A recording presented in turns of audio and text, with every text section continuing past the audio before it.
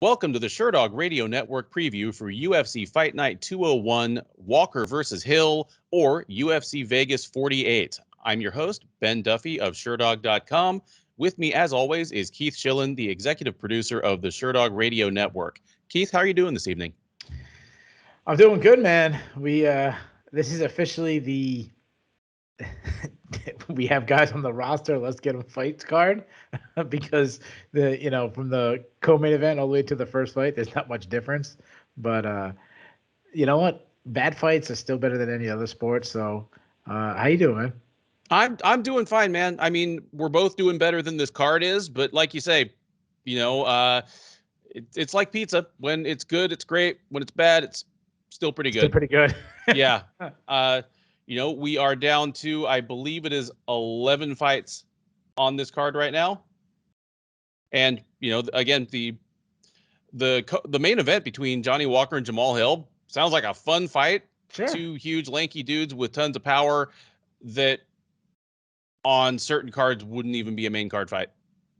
Yeah, absolutely. You get one of your real last, UFC 271. I mean, maybe on the main card may not have been if it was for just one event earlier. Yeah.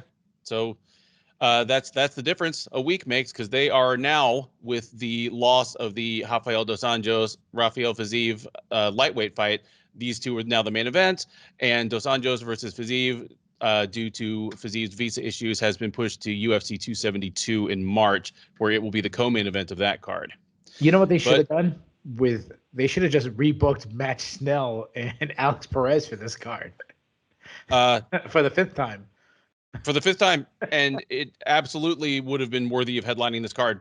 I mean, until it got canceled, and we ended up with this fight anyways. Again, yeah. I mean, I'm here on the ground covering UFC 271 for Sherdog, and as Keith alluded to, we lost the Alex Perez versus Matt Snell fight for the fourth time, today at the weigh-ins. In addition to William Knight setting a UFC record, showing out for New England, with the now officially the worst weight miss in UFC history, weighing in at 218 for a light heavyweight fight. Yeah, who would have thought the 5'3" light heavyweight would make weight? In fairness, he did take the fight on short notice, but you get a little grace if you miss by 1 or 2 pounds on short notice. Not like twin infant babies. Like that's what. Yeah. Not one infant, but like 2 infants. Yes, if you're watching this, you probably know the way I describe William Knight. What's one more bowling ball, really, when you get down to it? The cafeteria pizza card. Yeah. Yes, this is the cafeteria pizza card. Shall we dive right into this one? Yeah, let's do it. First up at UFC Vegas 48 is a strawweight matchup between Diana Belbita and Gloria de Paula. Belbita, the 25-year-old Romanian, is 14-6 overall. She is 1-2 in the UFC, and she did win her last outing. It was a unanimous decision over Hannah Goldie that might well have saved her job, because she did debut in the UFC off of back-to-back losses to Molly McCann, though that one was at flyweight, and Liana Jojua. That last fight against Goldie was all the way back in July of 2021, so it has been about an 8-month layoff for the Romanian. She'll be taking on de Paula. The 26-year-old Brazilian is 5-4 overall. She is 0-2 since joining the UFC out of Dana White's Contender Series in 2020.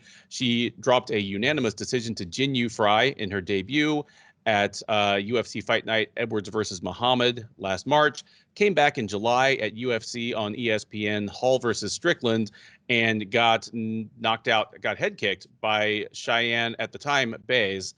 So she is still looking for her first win in the UFC. Nothing's certain in this uncertain era for the UFC, but there is good possibility this will be her last chance to get it, at least on this go-round. The odds do not favor her to get it done. Belbita is the slight favorite, -125. De Paula +105. Keith, 2 women really still trying to prove they belong here. Who gets it done and how? Yeah, that's a tough one to pick right out the gate because, they're two women right at the very cusp of being cut. I mean, the loser of this fight, we're probably putting on our cut list. So, DePaulo is a long and lengthy striker. I'd say she's a plus athlete. Uh, Good movement, light on her feet, good volume, pretty high volume striker, fast hands. I like that about her. She does throw like long strikes from the outside, busy jab, straight punches down the pipe. She has a really accurate right hand. She tends to attack in blitzes with combos. I would say plus power. She does a lot of pillaring, which I don't like, but she has nice kicks. I like her step in knees, strong plum clinch, knees and elbows inside close. Does a lot of dirty boxing with pull back of the head, Randy Couture style, sneaky high kick. She can sneak in a takedown, and her top control is pretty solid. But her defensive wrestling is pretty bad. I mean, she kept on going for like head attacks against Polina Macias, which I don't like. If she gets on top, hard ground and pound, but weak defensive wrestling. I mention this every time we talk about her. Like I was watching film for her. She got headlocked on the regional scene. Like you see her against Jin Yu Fry, who's extremely undersized. Really Jin Yu Fry is an atomweight. She struggled to stop takedowns from Jin Yu Fry. Struggled to get back up from against Jin Yu Fry. And she actually had her back taken by Jin Yu Fry. So she's a really, I would say, plus athlete and a good striker. She's got a major hole in her defensive grappling. Now, Belbita, you mentioned only 25 years old. She's a great striker. She's a former K1 kickboxing champion, also high output, really tight, everything inside, throws straight punches down the pipe. Really good at mixing up her angles when she's on the offense, a lot of sidestepping on her attacks, cutting angles on the defense, a lot of L step in. So she's kind of like sidestepping the attacks to leave her open for counters. Crisp jab. I like that she adds a lot of kicks into her combination. She'll end a combination with a calf kick or something. Throws a lot of kicks. She doesn't check leg kicks, which I don't like. But also, we talked about the clinch with Apollo. The clinch is a strong area for Belbita. Good, good knees inside, but she also will sneak in like an inside trip. But again, also weak defensive wrestler. We saw that against Molly McCann. Molly McCann mounted her. Luana Joshua submitted her. So as far as prediction goes, so this is a really close fight between what I think is really good strikers but both bad on the ground. But I would say I'm probably higher on two girls that are really close to possibly being cut, especially Paula being that I guess Belbita wouldn't be close to being cut. She is technically coming off a win, but if it becomes a grappling match, I probably will favor DePaula because, she goes for headlocks and she has been headlocked. I've seen some offensive grappling on her. However, if it stays on the feet, I'm actually going to lean a little bit towards Belbita. I think this is going to be a striking battle. I think that's what I'm hoping to be because I think it should have really fun exchanges. I think it's going to be razor close. I think that's what the odds go by. I am going to agree with the odds. I'm going to go with the favorite, and I'll take Belbita by split decision. Great. I see it pretty much the same way you do. It would be interesting if DePaula realized that she's at a little bit of a deficit on the feet and just sold out to get this thing on the ground. That would make for it probably wouldn't make for the most exciting fight, but it might maximize her chances to win. But I'm with you. I don't think that's going to happen. I think she's going to oblige Belbita with a striking battle. They're both good strikers, but Belbita, at least in terms of credentials outside of MMA, obviously, much more established. And I'm going to say she gets it done by decision as well. So that's 2 for Diana Belbita to even her record up in the UFC at 500. Next up at UFC Fight Night 201 is a bantamweight matchup between two men who are looking for their first win in the octagon, though in one case, it's his first chance at one, so can hardly blame him. It's Chad Anheliger versus Jesse Strader. Anheliger, the 35-year-old Canadian, is 11-5 overall. This will be his UFC debut. He fought on the Contender Series last September and took a split decision over the heavily favored Muin Gafarov, who was going into it considered one of the more intriguing prospects in the entire season. That upset brings basically the mid-30s journeyman Anheliger to the big show, where he's going to get a chance to get it done against Jesse Strader, the 30-year-old Californian, is 5-2 overall. He is 0-1 in the UFC. He joined as a standout from Combate Global and debuted last March at UFC on ESPN Brunson versus Holland, where he got knocked out in about 2 minutes by Montel Jackson. It was a quick knockout. Odds on this one heavily favor the newcomer, Anheliger, -275, Strader +225 on the comeback. Keith, I mean, I think it's fair to ask, is either of these guys UFC material in your opinion? If they are, does either of them have, like contender level upside? And how do you see this one playing out? Yeah, so that's a pretty loaded question on the UFC material because what's the answer to that? Because there are probably easily, I mean, how many fighters are on the UFC roster? Say 500, give or take. More like 600. Yeah, Six, close okay, to 600. Yeah, 600. Well, half of those guys are equal to there's 300 guys in the regional scene as good as the 300 guys in the UFC. Like this, there's a handful of guys that no doubt these are the top guys, but. So, are they UFC material? Yeah, they are. Just like the guy who's fighting third from the top in LFA is probably UFC material. Does that make sense? You know what?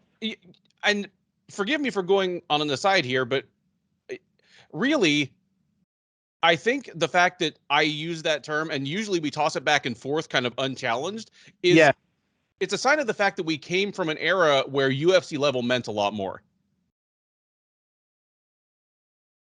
It's You're like muted. it's like when NFL spring training happens and the Patriots make their last cuts, and someone's is that guy NFL ready? Well, yeah, the guy who the left tackle who just got cut by the Patriots could probably make the 53-man roster on the Jaguars, but the Jaguars don't pick him up because he's about as good as their guy who's at the end of their roster, but their guy's been here. They know the character of the guy. He knows the playbook. Like, why bring this? If there's an injury, then we bring this guy. Like, but there's 200 guys cut from the NFL that could still play for another. Yeah. So that's kind of I feel like it's kind of weird. Listen, there's not a lot to talk about this card, so let's talk about these. So what was the other question? I want to ask you is Anheliger, is he the biggest favorite on the card? No, there's one or two that are, but it's close to it. It's up there.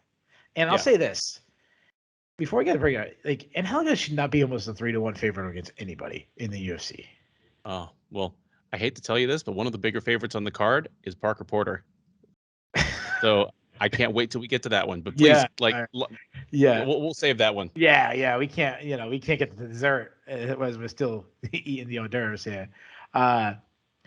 So Strader, he's been in the UFC before, not a great debut, but is striking. He's a very boxing heavy striker.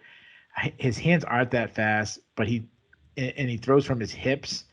He throws from his hips, but not in the sense where, like, sometimes I'll say a guy throws from his hips and it's like a good thing where it's kind of hard to pick up. And there's actually a guy I want to talk about later about that. His is just a lack of technique.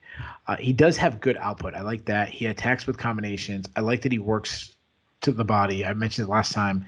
He going back on the regional scene, Marcelo Rojo, he dropped him with a body shot. Would you like that? He actually goes to the body more than he goes upstairs to the chin. He has decent power. He likes a lot of calf kicks, but he's got huge defensive holes. I talked about him dropping his hands. He lacks head movement. He's very, very hittable. He backs straight up on a center line. He doesn't check leg kicks. His hands are kind of slow. I think I already said that. Some reason I copied my notes twice. I'm reading them the second time. He can wrestle, though. Good entries, good top control, good ground and pound. But I'm really worried about the damage he's taken. Rojo put a beating on him when I watched their fight. And Montel Jackson, and he ran right through him. Now, Montel Jackson, like we talk about what is the UFC caliber. Montel Jackson's for sure a UFC caliber fighter. There's no doubt. Move over to Anheliger. you mentioned he's 35 years old. Like, you can't get excited about a guy 35, and he's coming out of a split decision. Like, I thought he won that fight, but if he lost the split decision on the Contender Series, like, it would have been an outrage. Things I like about him, he's a pressure fighter, but it's like a controlled pressure, which is obviously an asset. Like, he's not rushing things, but he's forcing his opponent back. Works a jab. He likes to follow up the middle, like I call up the middle shots. So uppercuts, knees, things that actually stop wrestlers from coming in, but also lands some good power shots. He's a weak defensive wrestler, and he makes it worse because he loves jumping guillotine. Yes. To his credit, he does have 3 subs, but despite the win over Gafarov, like, he got mounted, especially in the first. He got mounted by Gafarov and gave up his back like 3 or 4 times. But to his credit, he never settled for being on bottom. He kept working. He kept his hips moving, kept scrambling. And if he ends up on top, he showed some good ground and pound in the past, and he's got great cardio. He won that fight based on his cardio. He was able to go hard for 15 minutes while Gafarov was starting to fade. I'm not high on either, but I'm going to go with the Canadian simply because he showed me he has some balls. He beat a good fighter in Gafarov. In Gafarov, I would say it's safe to say I think Gafarov would beat Strader, and he showed that it came to him digging deep. There was a lot of these 50-50 position battles where Gafarov's in on a double and they're kind of pressed against the cage, he's falling over, or he's trying to work a whizzer, and if he gives up that position, he might lose the round, and he didn't. I think we might have a similar fight.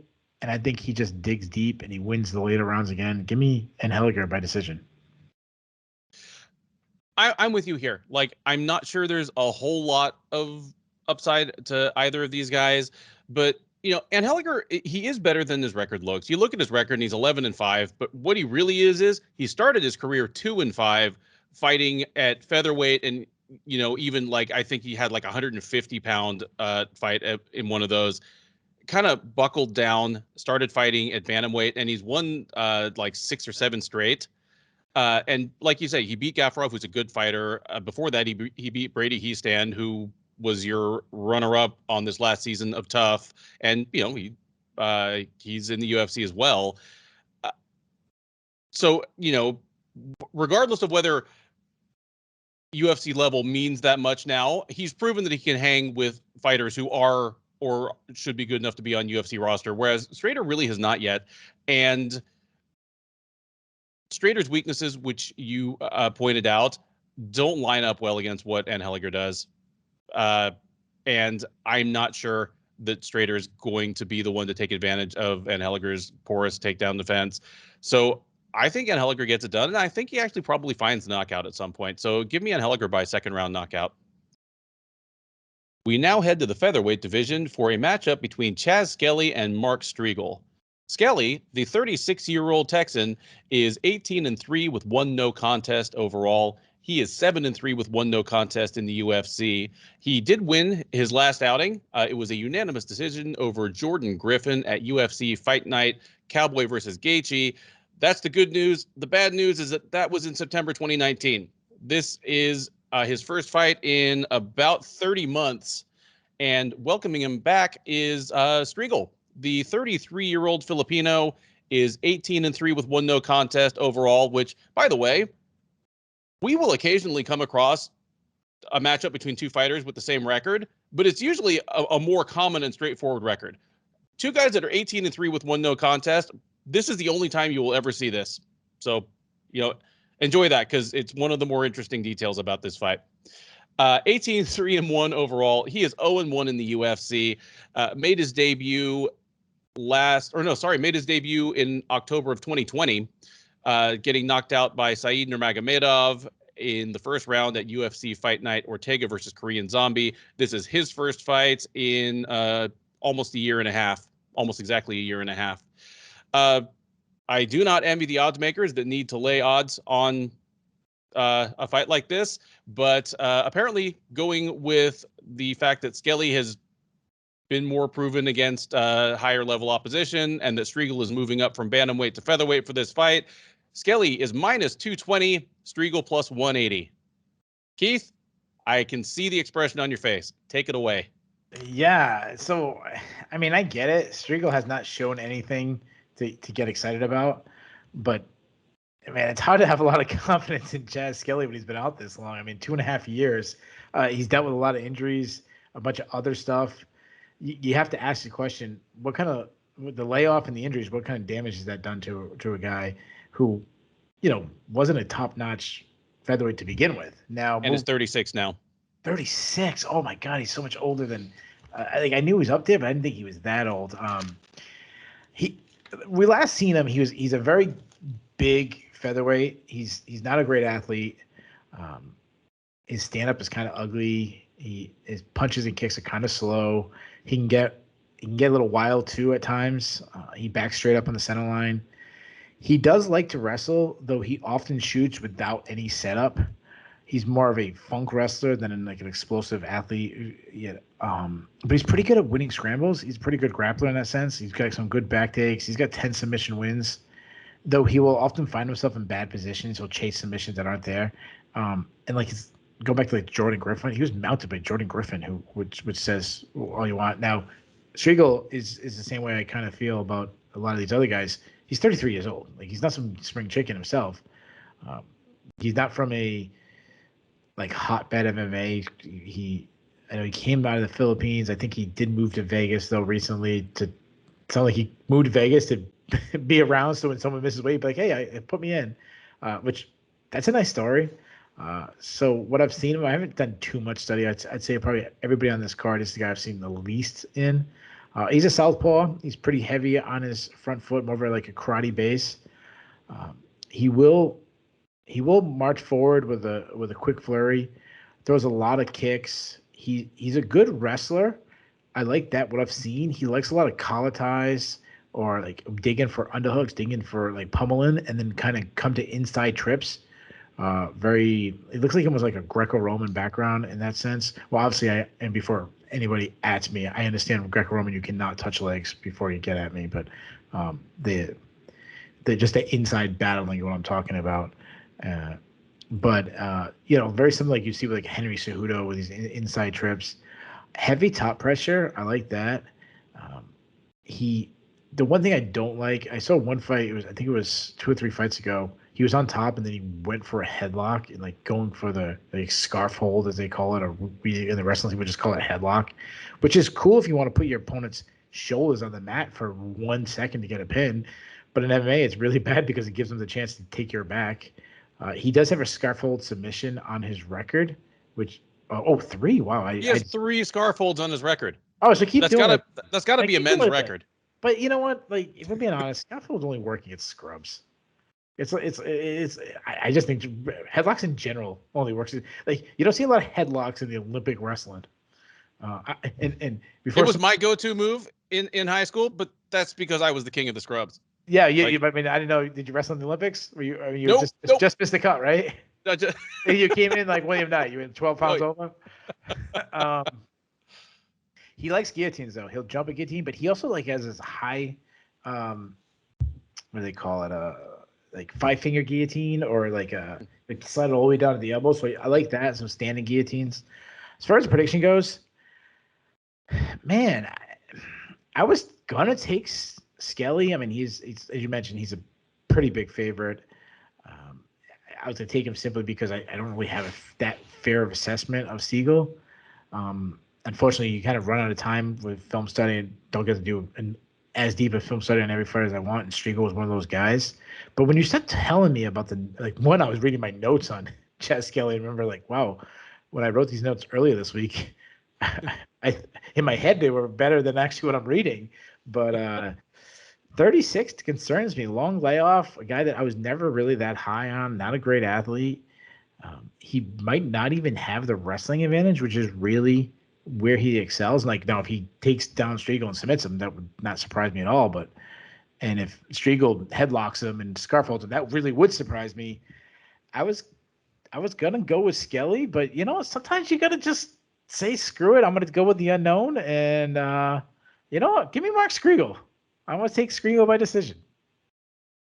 There you go. A strong pick No, grounded no, in that's high not. confidence by No. I'm just messing. No, in thinking about this fight, they keep just giving me reasons not to pick them. Like that Skelly, the layoff has been so long. Like I hate picking a fighter coming off that long a layoff, especially when it was due to multiple injuries. Especially when they went from age 35 to he's going to be 37 in May. Like all those things, especially at featherweight, really make me question. But then you look at Streigl, and aside from a win over Kai Kara France in 2014, it's not high level competition. And most of his, like, if you like any tape that you do watch on him, and like I've watched a couple of reels and then like I think two of his like full fights, getting away with a lot of stuff that just it's not going to work on grapplers in the UFC, let alone someone like Skelly who really does know how to take care of himself. But then again, Skelly's been gone for 2.5 years, but Streigl, he's moving up from bantamweight and he's fighting a big featherweight. I'm going with Skelly on this one, but there's not much confidence in it, and it's really just based on I haven't seen Streigl do much that I think is going to work on Chaz Skelly if he's anything like he was, and that's all I'm really basing this on. Give me Skelly by decision, but I am no more confident in my pick than he is in his. You know what my pick is? This week I saw someone on Twitter be like, "Hey Ben, way to pick all these upsets," and I'm like, "Oh man, that used to be my thing. Let me get some upsets on this card." I picked 7 upsets out of 15 fights on that's pretty good. UFC 271, but there's been at least one card where you pick basically half upsets as well. I need to go see what our record is. I think one I picked 9 out of 13, but what everyone remembers that I picked like 9 out of 13 upsets, but I got like 3 of them right. It was like I did terrible. My record of that card was like 3 and 12 or something. Sometimes they pan out and sometimes they don't. Bet responsibly, folks. We now head back down to the bantamweight division for a matchup between Jessica Rose Clark and Stephanie Egger. Clark, the 34-year-old Australian by way of Las Vegas, is 11-6 with 1 no contest. Overall, she is 4-2 in the UFC, and her UFC run has consisted of 2 wins, 2 losses, followed by 2 wins. Most recently, she beat Sarah Alpar by 3rd round TKO in one of the worst beatdowns of 2020 at UFC Fight Night, Covington versus Woodley, back in September of 2020. Came back in October of last year and took a unanimous decision over Jocelyn Edwards at UFC Fight Night, Costa versus Vittori. That allowed her to put the brakes on a 2-fight skid against Pani Kianzad and Jessica Ai. She'll be taking on Egger. The 33-year-old Swiss fighter is 6-2 overall. She is 1-1 in the UFC. She lost her debut by unanimous decision to Tracy Cortez in October of 2020, took a whole year off, came back last October at UFC Fight Night, Santos versus Walker, and knocked out Shana Young in the 2nd round. Clark is a moderate favorite. She's -190. Egger around +165, +170 as the underdog. Keith, who gets it done? Is it Jessie Jess or is it Stephanie Egger? Yeah, this is a tough one. So I always say this every time with Jessica Rose Clark, right? I think she said she's 34 years old. Like, just surprised me. She's just every time, like, I just expect her to be much younger than that. Mm-hmm. She's not an elite athlete, but she makes it up by just fighting smart, fighting with a lot of pressure. She gets in the pocket, she unloads all her power shots. Really, pretty good snap on it. She doesn't like being pressured back though because she's kind of flat-footed. She wants to battle either all the way in or in that mid-range, where she kind of like shows a very slip and rip style. She'll slide her head and then kind of counter. Despite being a little undersized for the weight class, she likes to grind in the clinch. She's comfortable there. She's a strong clinch striker, dirty boxer type style. Likes knees in the clinch. Likes to wrestle. If she gets on top, good ground and pound. She's very hard to take down. I like that against Sarah Alpar. When Alpar was going to take her down, she really showed strong takedown defense or ability to get back up. Now move over to Egger. Egger's big for the weight class. She's a high output striker, constantly moving forward, though she's a little bit flat-footed. She also isn't a strong athlete, but she does keep her opponents at the end of her strikes, kind of fighting a little long distance. Throws a long jab, not too fast. She also has some flaws defensively. She has like tall woman's defense where she will pull her head straight back. Tracy Cortez blasted her for this bad technique. She is a judo black belt and has some really good throws and trips inside. She's a high level BJJ competition like practitioner. She's medaled at Abu Dhabi in BJJ, but her wrestling, she has a BJJ wrestling style. Like she was out wrestled by Tracy Cortez, who's undersized for the weight class, and for a credentialed grappler, Cortez had like a lot of success, like taking her back and really surprising. But she has a submission threat. But that submission attack is more of a judo style where she'll throw up submission at submission, jump into them. But she looked much better in the last fight against Shayna Young. So as a prediction goes, this is a really tough one to call.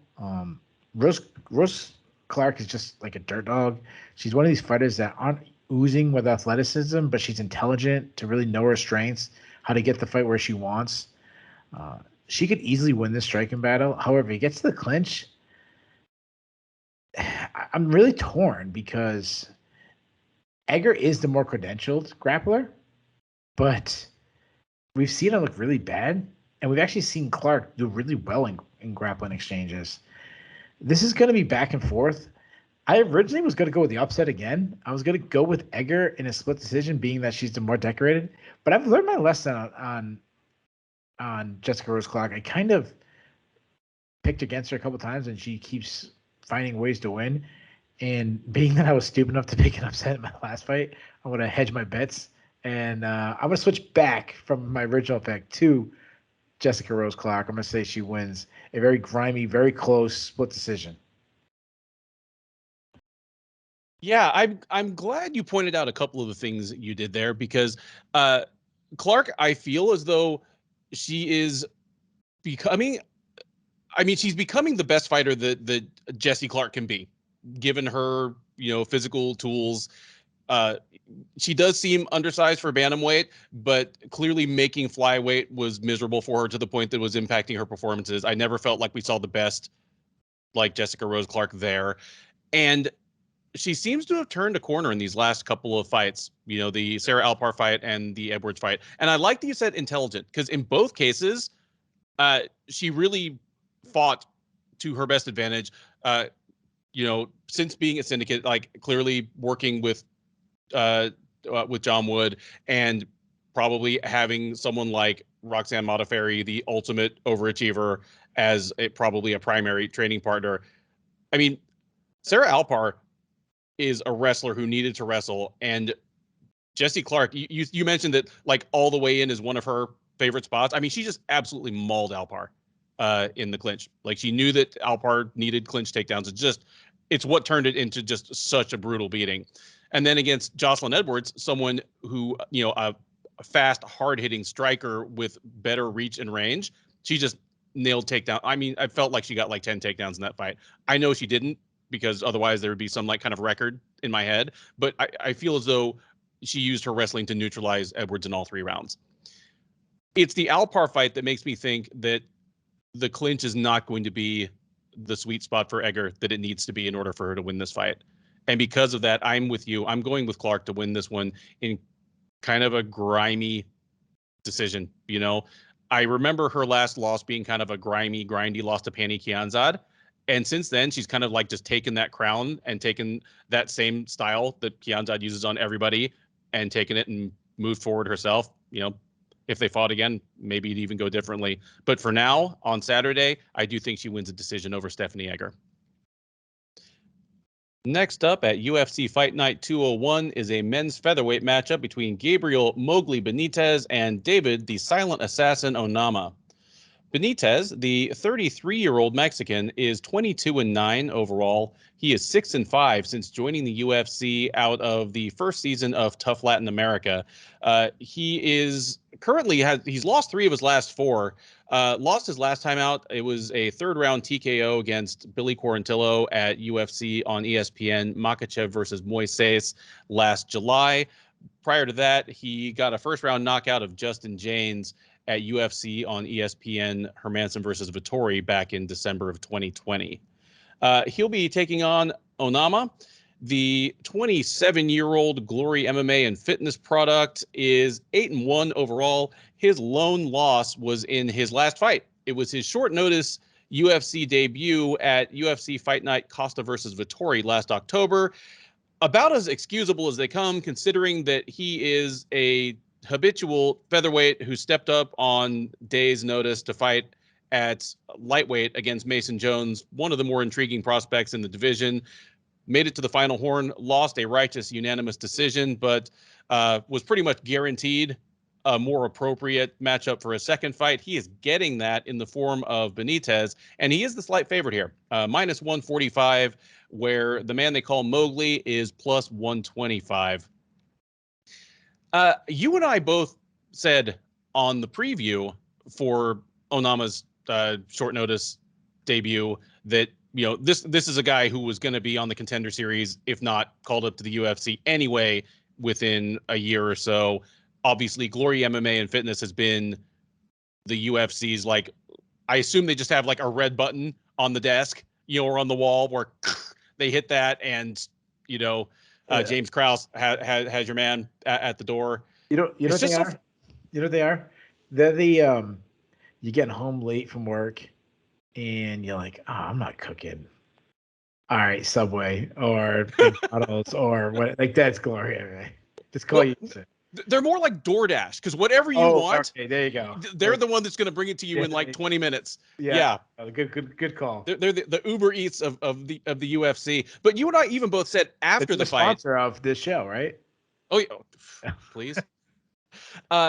You and I both said afterwards that Onama probably helped his stock as much as Jones did, because he hung tough. I thought he won one round against Jones. And we're talking about Jones, a guy that we both think has pretty good upside.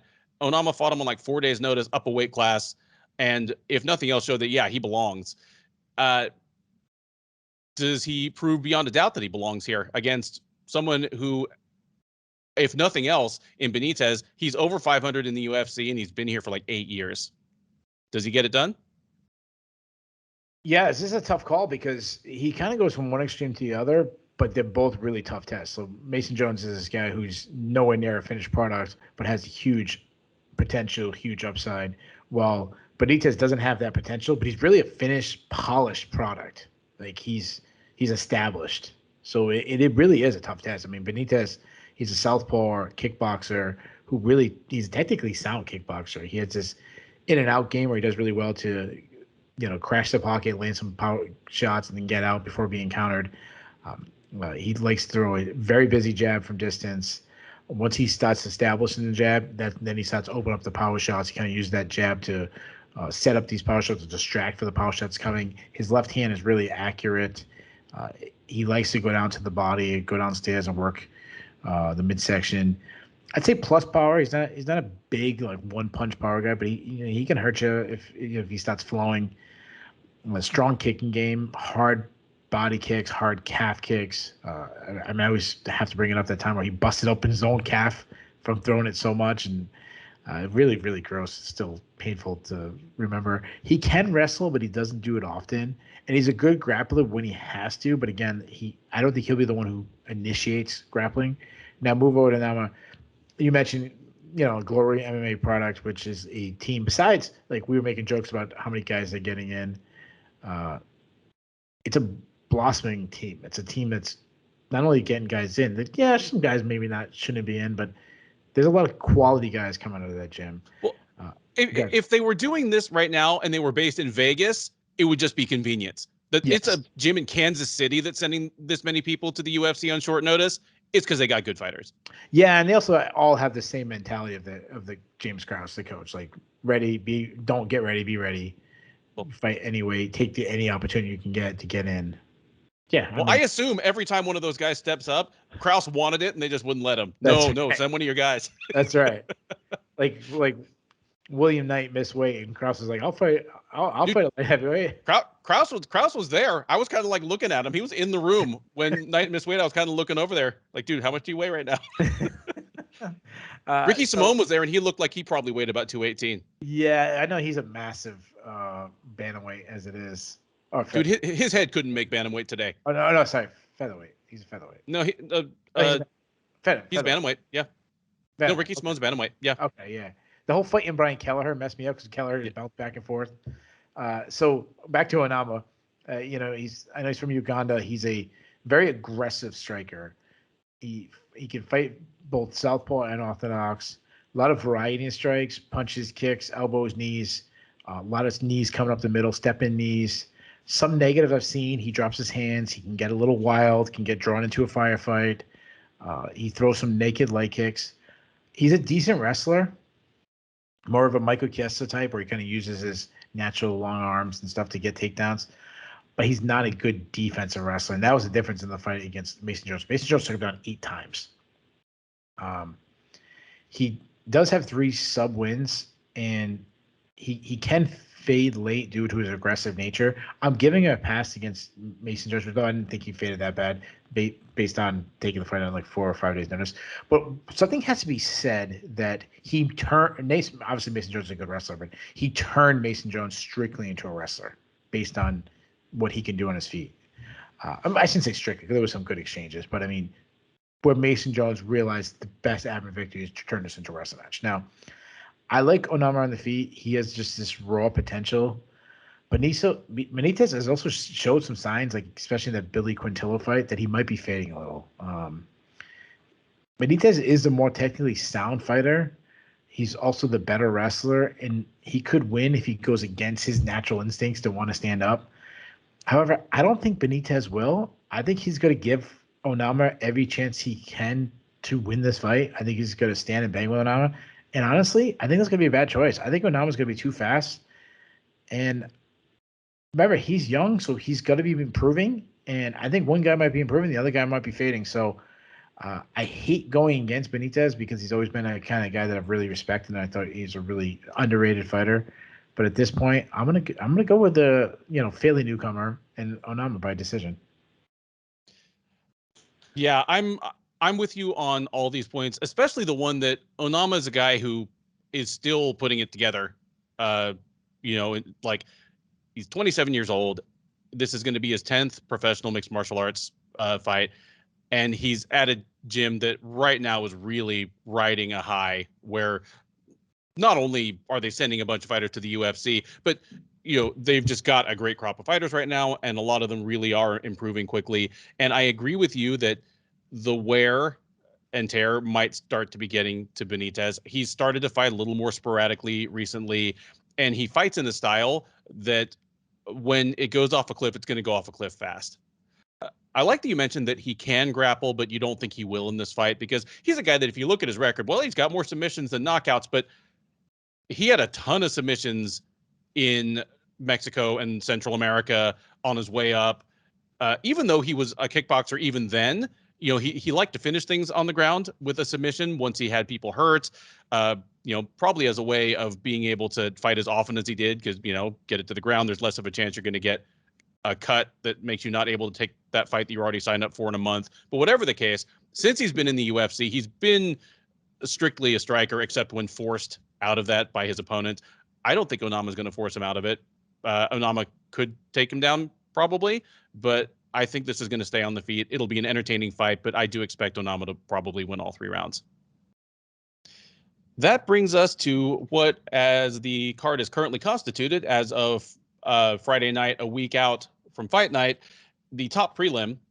It is a bantamweight matchup, and worth mentioning that for all the flaws this card has, there's not a fight above featherweight on the entire undercard, so it should at least be good popcorn viewing. This is Mario Bautista versus Khalid Taha. Bautista, the 28-year-old MMA lab product, is 8-2 overall. He is 2-2 in the UFC. He lost his last time out, a second-round knockout at the hands of Trevin Jones.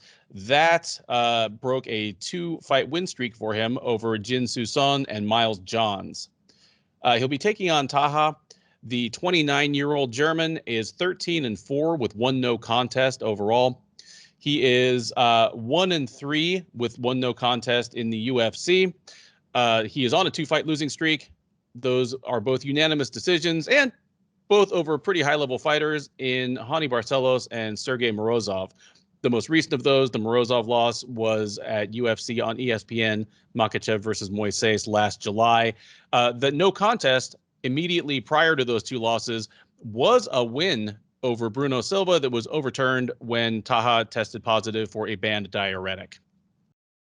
So the only win he has still left standing in the UFC is a win over Boston Salmon all the way back in 2019. Despite that, odds are very close on this one. Bautista just the barest of favorites at -120. Taha, at least a week out from Fight Night, is available at even money +100. Keith, you said off mic before we started this segment, this is a great fight. I agree. It has at least candidate for fight of the night written all over it. But how do you see it playing out, and who do you think gets their hand raised? Yeah, this is a tricky one. One of my favorite fights on this card. Bautista, actually, both guys are 2 guys that I think are a little underrated, especially Taha, based on his record in the UFC. I think he's better than. He's faced some really good guys. I think he's better than his record indicates. Bautista, he's a good striker. He does really well to use movement and feints to kind of keep his range. He likes to work from distance, get his opponents guessing. He did that really well against Miles Johns. He'll strike and then get out of before there's a counter. He's good at not attacking on a straight line. It's a lot of sidestepping when he's attacking. He does lack power, though. He's more of a round winner than he is, knock you out kind of guy. I love that he's added knees to his game. He looks for stepping knees, and then obviously has that flying knee against Miles Johns. He has been hurt to the body. It seems like a little bit of a kryptonite for him. And he was knocked out in his last fight, so that's concerning. Inside, he's a good clinch striker. He's tall for the division. Gets to the clinch. He's a weak offensive wrestler, and he might even be worse with the defensive wrestling. But if when taken down, he does really well to keep the scramble going and get back to his feet. So I like that. Then move over to Taha on the feet. He's just a really fun, exciting fighter. He's very aggressive. Who is a very good athlete. He uses a lot of movement, especially laterally, to kind of dart back and forth, get in range. His output against Hani Barcelos is really impressive. That's why he was in that fight. It was a closer fight than people remember. Quick hands. He stays behind a high guard defense, throws a lot of combos, has good power, does really good to keep his base underneath him and to land power shots.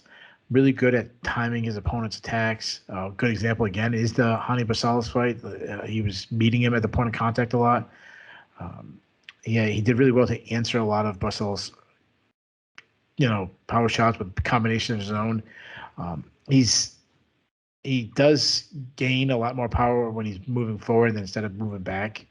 But because of his heavy base and being on the front leg, he's open to leg kicks. He doesn't really check leg kicks. He's a decent wrestler, pretty good at scrambles. He's hard to submit. I mean, going back, I know I'm breaking records. I just watched the Hani Barcelos fight, but Barcelos took his back and couldn't finish him. And that's saying a lot because Barcelos is a good grappler. And he showed in that fight he can take a beat and keep going. He's got a lot of heart. So as far as prediction goes, this is a really tough one. These 2 fighters are guys that I like more than probably most. I'm gonna lean with the upset again. Bautista is the more technically sound fighter. However, Taha is not going to be outworked. He's not going to let Bautista just stay out at range and not be challenged. He's also the harder hitter. I think this is going to be an absolute war. I'm going to go with the harder hitter. Give me Taha in a razor close split decision. I liked the breakdown there, and I can absolutely see it playing out that way. This should be a really fun fight. Both guys have avenues to victory over the other that they probably will not take full advantage of, and I have the feeling that's just going to turn into a fun stand-up war. And I think a lot of it is going to hinge on who kind of leads the dance, whether it's Taha coming forward and forcing Bautista onto the back foot, or vice versa, or Bautista, as you pointed out, maybe taking advantage of Taha's stance and starting to kick his legs early. I am leaning slightly towards Bautista here, but the longer the fight goes, the more concerned I get, both because of Taha's power and his work rate. So, if it's 1-1 going into the third, I'm not feeling good about my pick. But give me Bautista by probably winning the first 2 rounds and maybe losing the third in, again, an instant candidate for fight of the night. Next up, unless the card ends up being shaken up between now and fight night, this is scheduled to be the main card opener. It is a middleweight matchup between Joaquin Buckley and Abdul Razak Alhassan. Buckley, the 27-year-old St. Louis native, is 13-4 overall. He is 3-2 in the UFC, coming off a win in his last fight, a third-round knockout of Antonio Hoyo at UFC Fight Night Smith versus Spann last September. That allowed him to bounce back from getting head kicked by Alessio Di Chirico, of all people, at the inaugural UFC on ABC card all the way back last January.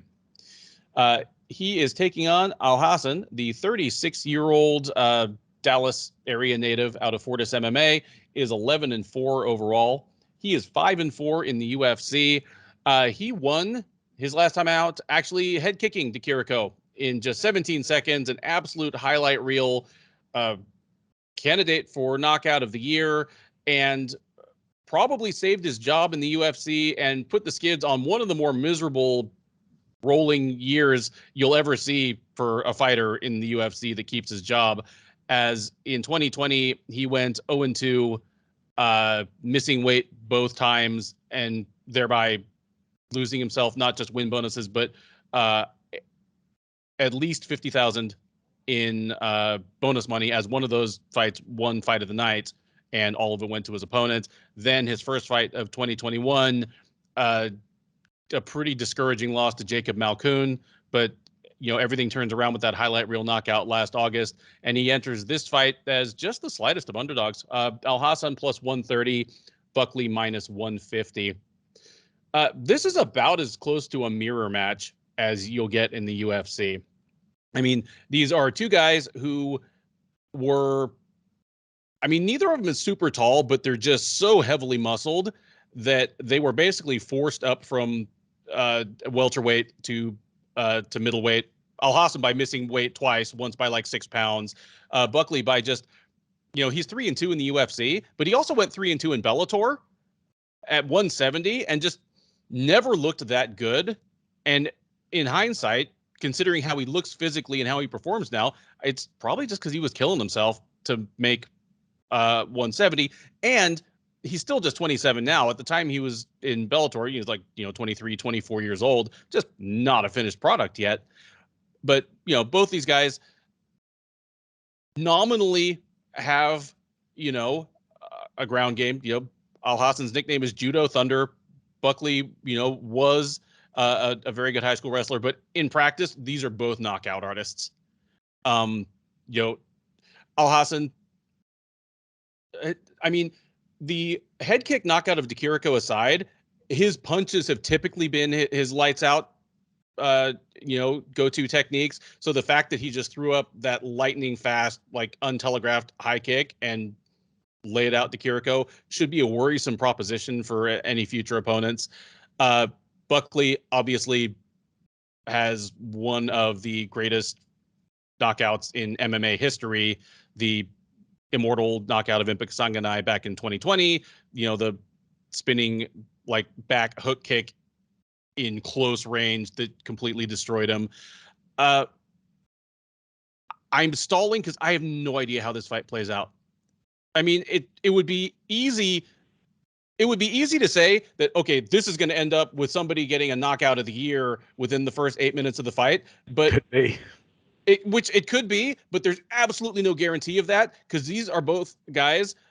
Well, Alhassan in particular, like Buckley is going to live or die by the sword, but Alhassan, if the opportunity isn't coming to him, he is willing to wait, and sometimes he's willing to wait to his detriment. Like, Uh, Munir Lazez just kind of stymied him. Like, he started kicking at his legs and body, just had a much niftier striking game, much better schooled striking game, even if Alhassan had more pure power, and just Alhassan never, he became trigger shy immediately and just was never in danger of even winning a round. Jacob Malkoun, of all things, grounded him a couple times, and that just took all the wind out of the sails. The kicks stopped, the punches stopped, he got shy about range.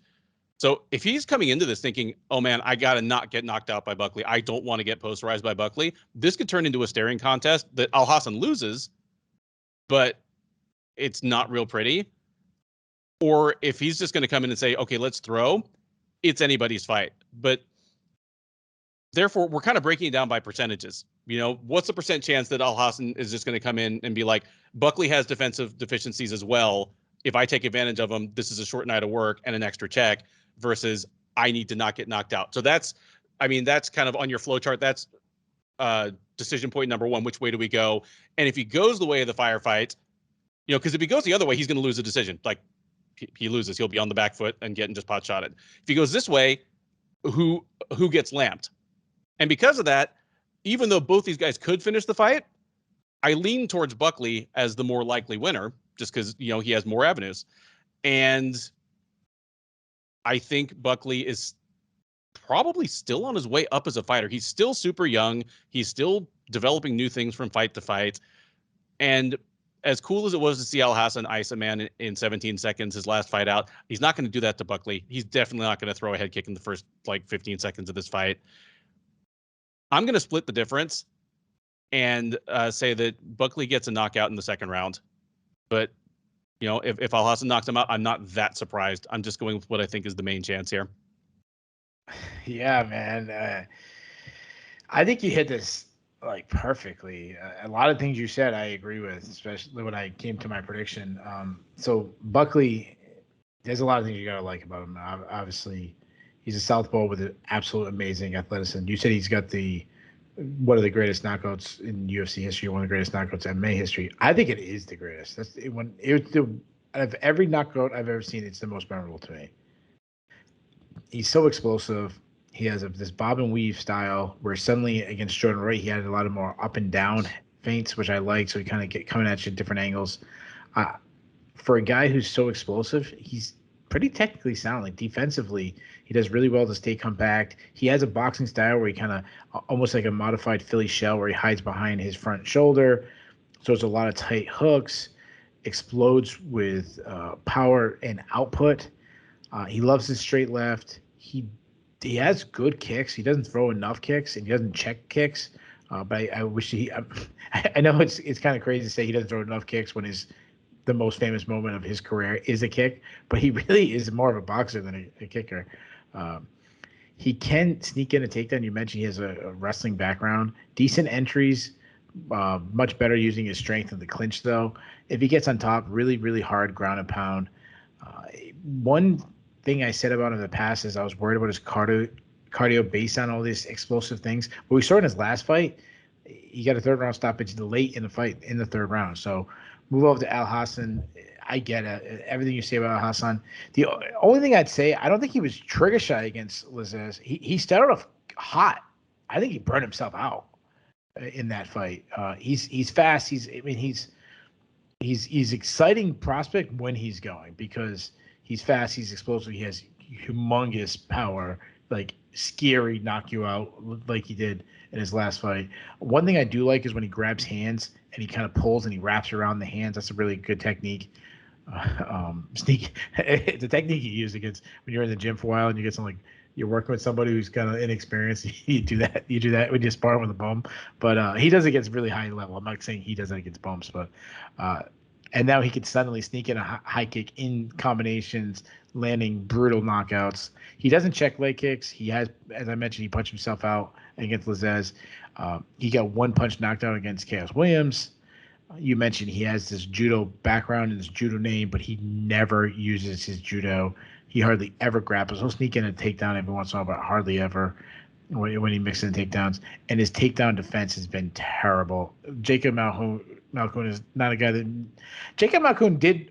I think we both said when we broke down his fights, you feel a little better about Malkoun than, and obviously this we'll know how this comment ages, and we're still taping this before the fights, but he had 8 takedowns against Alhassan in that fight and almost submitted him twice, which is really disturbing. So as far as prediction, I love how you broke it down in the avenues, because I hate picking against Alhassan because I know with him all it takes is one blow. You said you don't think he can knock out Buckley in 15 seconds. I think he could. Like he has that just raw ability. I'm not expecting him to, but the further this fight goes, the less likely I think of him landing a shot. And he's facing a guy for probably the first time in his career who can match his athleticism. Alhassan to me really only has one good avenue, or I mean, obviously he has multiple ways to win, but his best avenue is landing a big shot in the first round. That's not the case with Buckley. Like Buckley could just as easily and just as likely land a big shot in the first round, or he can win a decision. And so, like you, I'm going to go with the guy who has more avenues to defeat. If it goes deep in the fight, Buckley's the guy that I think can dig down deeper. I was right in the same exact round as you. I said I think he's going to survive a flurry from Alhassan if there is a flurry, and then he's going to find a knockout as Alhassan starts to fade. I was going second round. You want second round, so I'll change to the third round. Give me Buckley by third round TKO. Next up on the UFC Vegas 48 main card is a lightweight matchup between Jim Miller and Nikolas Motta.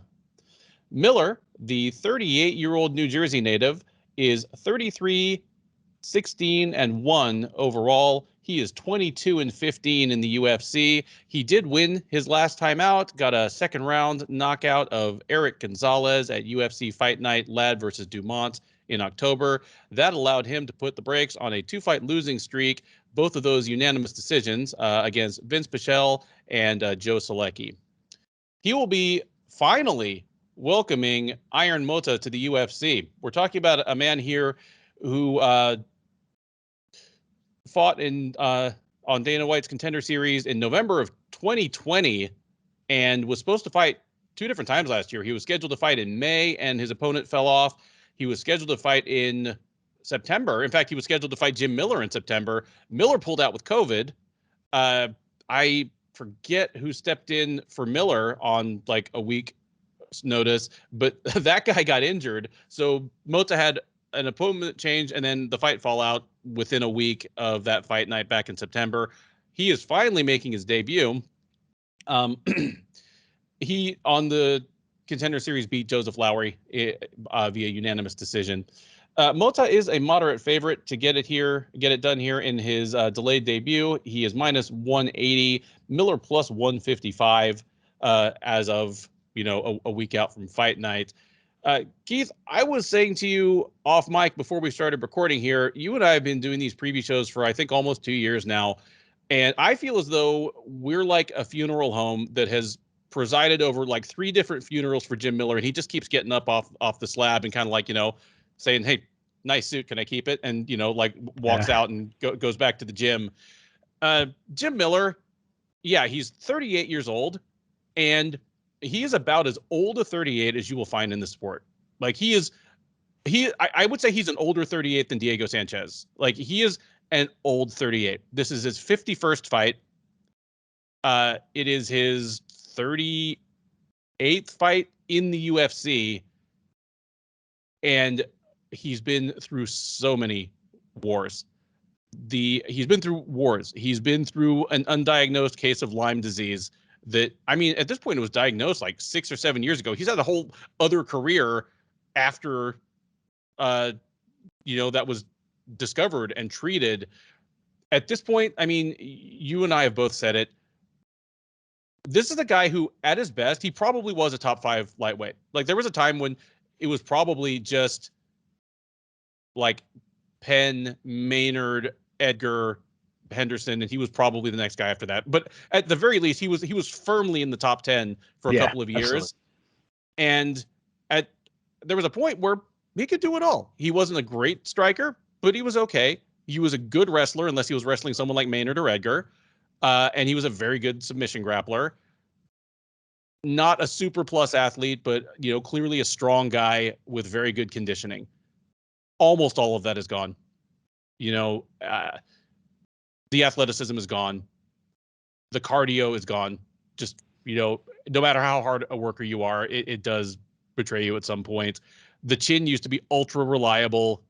He's still hard to knock out, but he gets hurt by almost everybody now. Yeah. And I think either you or I at one of these premature funerals have said what Jim Miller has left at this point in his career is opportunistic grappling and about 7 minutes of cardio.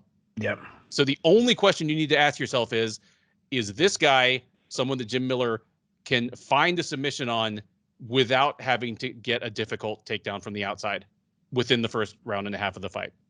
Yeah. So I'm going to say about this about Jim Miller. So usually I write all these X's and O's, and I have the list if people really want me to read it. But you say he's had 38 fights in the UFC, and like instead of me breaking down Jim Miller, I've been saying the same thing about him for the last 5 fights. I think we've been doing this. You said 2 years. I think it's a little under a year and a half, but we've been doing this for a while. When Jim Miller keeps popping up, even when he doesn't fight, his fights get canceled. We had to break it down, and we've actually broke this fight down.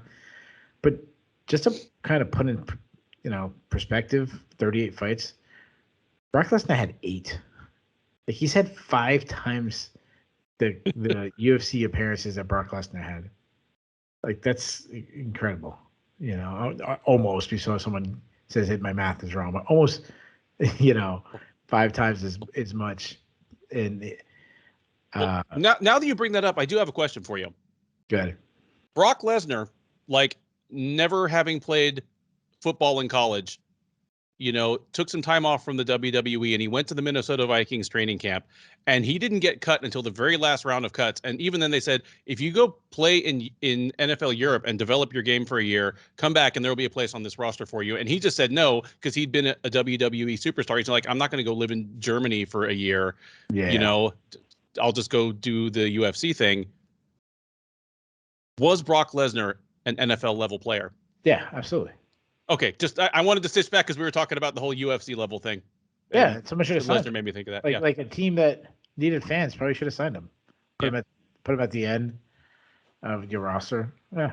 I mean, I don't know how much of a distraction he would have been or whatever, but I just imagine Brock Lesnar like on kickoffs, just Brock Lesnar running down the field. Or I mean, just when you got your like kick blocking, like field goal blocking formation, like at the end of the game, just put him on the end because dude, he was a fast dude. Oof. Yeah. Scary. Somehow we blinked Jim Miller to Brock Lesnar. Hey, your fault, man. You mentioned Brock Lesnar. Next Royal Rumble winner, Jim Miller. So I'm not gonna do X and O's. Like he's still a good submission artist. Never been the greatest wrestler. Like he's a solid wrestler, but not a great wrestler. But he's a real submission threat. Showed that he still has a little bit of pop left in the Eric Gonzalez fight. But you mentioned he's taken one, even if the wheels haven't fallen off a little bit, and we have been a little premature. Being in 38 fights in the UFC, as you mentioned, being a former top 10, maybe top 5 guy, fighting everybody of relevance in the division, just taking that damage over the years, it's going to take its toll. Now move over to Motta. He's been on the shelf for a long time, but when we've seen him, he's 29. He's a power punching striker, fights with behind a high guard. He can be tentative to pull the trigger, but when he does, I like what he does. Hard jab, kind of bob and weave shot style with setting up power shots, rips the body, nice kicks, high kick, strong Muay Thai clinch, works in knees well. Not much of an offensive wrestler, probably a weaker defensive wrestler, and he's not much of a submission threat, but he does well to get back to his feet. The one thing I don't like when he has been knocked out a few times in the past, and Jim Miller did show in his last fight, like don't sleep on him, he still can land a shot. But I really wish Jim Miller retired after his last fight. Like I get it. Like this isn't the show for ranting and about fighter pay. There's been plenty of others, and I think I don't know anybody who doesn't believe that fighters should be paid more. Like, I get Jim Miller probably has to fight because it's not Aaron Rodgers getting $100 million contracts. That's what the sport is. So I get it. But that would have been a great way to retire. Like, come from behind win, you land a knockout. Could he win this fight? Yeah, if he gets the fight to the ground and he grapples, yeah, he can win this fight. Is he likely going to win this fight? If he does, he's going to have to find a stoppage probably early. As you mentioned, he can't, like, he could grapple, but he can't go hard 15 minutes. We've seen that happen. Go back to, like, the Vince Bichelle fight. That's the one. Yep. Yeah. I don't think he can do it anymore. I think this is going to look really bad. I think he's going to get blasted. And you talked about how hard it is to knock him out. Like, I think it was Dan Hooker was the last one to knock him out. Gonzalez had him hurt many times, and Motta's a harder hitter than Gonzalez. I think Motta puts him out. I'm going to say Motta puts him out in the second round. Give me Motta by TKO. I couldn't say it better. The only thing that anything hinges on here, because we both talked about Miller's way to win this is going to find a way to get to the ground in the first round, work quickly, and choke the man out. Because even if he takes a 10-8 first round, he's probably losing the fight, or at worst, maybe getting a draw. The only real thing to me is, and you mentioned it, is whether Motta pulls the trigger. Like, if he comes out with purpose, he's going to put Miller away, and it might not even be a second round thing. But he has been very shy to pull the trigger sometimes, and who knows what that time on the shelf will do for him. I mean, he's a guy that he could have been even though he's young. What is he, 29? Yeah, 29. He could have been in the UFC. What's that? Yeah, 29. Yeah, he could have been in the UFC 5 or 6 years ago. I mean, yeah. He was on Tough Brazil 4, was on the Contender Series. He was a CFFC champ, which, the UFC snaps up plenty of those people. He moved his training to Vegas a couple years ago. Like, Novo União is a great team, but guys at Extreme Couture, they get the eyeball on them for short notice things. Who knows what that time off has done to him?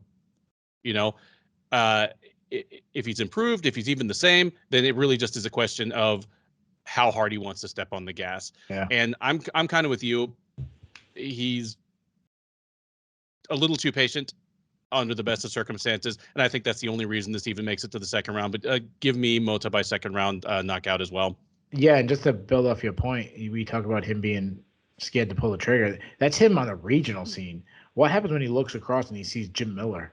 A guy who, I mean, they came from similar areas, and I don't know if he's a legend of the sport, but extremely well known, who's got way more experience. Like, is that going to make him even? And you have obviously the UFC jitters and all that stuff they talk about. Will that make him even more gun shy? Who knows? But either way, probably just a matter of time. Knockout. Yeah, we're both picking him by knockout. But I mean, at least for me, what I'd like to see is something that tells me that he's fixed that going into his future fights, because otherwise this is kind of a setup for him. Next up at UFC Fight Night 201 is, well, I should never say never, since UFC 271 just got an unscheduled heavyweight fight, but as currently scheduled is the only heavyweight fight at UFC Vegas 48. It is Parker Porter versus Alan Baudot. Porter, the 36-year-old Connecticut native, is 11-6 overall. He is a strong and ready 2-1 in the UFC and is on a 2-fight win streak. He lost his debut to Chris Daukaus back in August of 2020. Since then, he has been untouchable, taking unanimous decisions over Josh Parisian and Chase Sherman. The most recent of those, the Sherman win, was last August at UFC on ESPN Cannonier versus Gastelum. He'll be taking on Baudot. The 34-year-old Frenchman is 8-2 with 1 no contest overall. 0-1 with 1 no contest in the UFC. Worth noting that the 1 no contest was him getting knocked out in the second round by Rodrigo Nascimento, and that getting overturned when Nascimento tested positive for banned stimulants. So by the eyeball test of what happened in the cage, he's actually 0-2 with 2 stoppage losses, but he's officially 0-1 with 1 no contest. Porter, as befits his winning streak, is one of the higher favorites on the card. He is minus 250, Baudot plus 200 as the substantial underdog. Here are two fighters that, I'll go first here. Certainly, I mistook or have been misrepresented to us based on what we've, seen so far. Porter obviously came to the UFC with the most modest of expectations. He was a 10-4 guy from Keith's neck of the woods. That Keith just, admitted, quite frankly, he's just another regional guy, and had relatively modest expectations. When he got knocked out in the first round by Daukaus in his debut, it looked like the experiment was not long for the UFC, but he's strung together 2 decent wins since then. And, Josh Parisian and Chase Sherman, they're on the bottom tier of UFC heavyweights, but Porter's proven that he at least belongs there. And I don't know if he's gotten better. I don't know if, these fights have allowed him to, quit his day job and focus more on training. I don't think he's added any new wrinkles to his style, but if anything, he's probably a little better conditioned now. He's used to being in there in the octagon. He's fighting a higher level of fighter. So he has definitely exceeded the expectations that I had for him when he arrived, almost 2 years ago. Alan Baudot, you have this tall, black Frenchman, teammate of Streigl. He's another MMA factory guy, but he really should be a light heavyweight. He was a light heavyweight in most of his fights before the UFC. And even as an MMA factory guy and a Streigl like primary training partner, he is not a sophisticated kickboxer. He's kind of a light heavyweight brawler, with good power, at least good power by light heavyweight standards. And he's not shown a whole lot in the UFC. I mean, losing to Tom Aspinall is excusable. Tom Aspinall is very, very good. You and I both think, well, it's not even upside. He's a top 10 light heavyweight right now, but he probably has at least title picture upside, and he's probably there with another win or two. But getting knocked out by Rodrigo Nascimento, who's a grappler and not a great heavyweight either, that was a bad look. There's a reason Parker Porter is a -2.5 favorite here, and I'm going first, so I will steal the line. And yeah, maybe Parker Porter shouldn't be a 2.5 to 1 favorite over anyone in the UFC, but Baudot maybe shouldn't be in the UFC. If he's serious about this, he probably needs to drop back down to light heavyweight, because the things that Porter's going to do, come forward, throw hard kicks at his legs, keep his hands up, and wait for a chance to throw 1-2s or just throw overhands, that's going to work against Alan Baudot. He might just win a decision, or he might catch him and knock him out, because Baudot he's not a lights out athlete. Like, he has good power, but he's not blindingly fast. Again, he is not Streigl. Porter might just catch him and knock him out. In fact, that's what I'm picking. Give me Parker Porter by second round knockout. Yeah, Parker Porter. This guy's been grinding for a really long time. You mentioned that Baudot is a undersized heavyweight. That is not the case with Parker Porter. I mean, he's a massive heavyweight. I don't know if he cuts down to 265. I don't think he has to, but he's one of these guys. You better not pick out Friday night, or he might miss weight. He's that guy. He can't. I shouldn't say Thursday night. Yeah. He's not very athletic, but he's super tough. He's your basic striker, just those basic combinations. Heavy on his overhand right, has some power, has whopping leg kicks. I've said it over and over again. He's got the biggest legs you'll see.